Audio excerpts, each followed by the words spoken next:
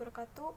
Abdi Raihan Rodiatul Mardiah di kelas 11 IPA 3. Abdi bade macakeun biantara ngeunaan atikan kanggo awewe.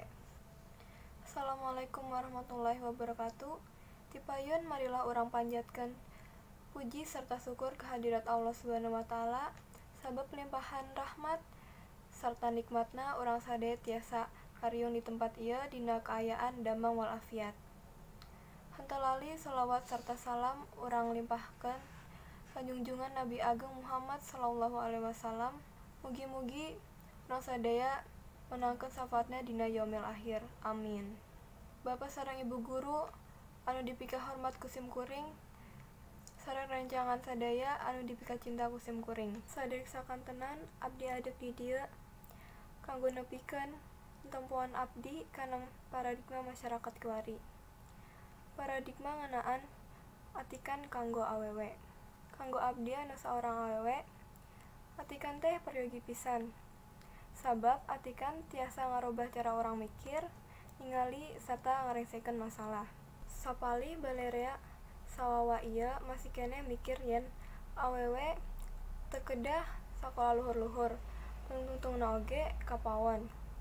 Nurutkeun abdi, paradigma sapertos ieu teh lepat. Naha? Sabab awewe teh sakolah kahiji kanggo putrana. Ngatik generasi saterusna oge merlukeun ilmu, sahenteuna merlukeun wawasan sarta pamikiran anu lega.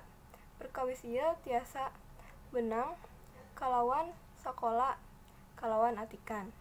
Margi indung anu calakan oge bade ngahasilkeun putra anu calakan. Jadi awewe lain panghalang kanggo urang manempuh atikan anu saluhur-luhurna. Atikan oge lain panghalang awewe kanggo milampah pancenna.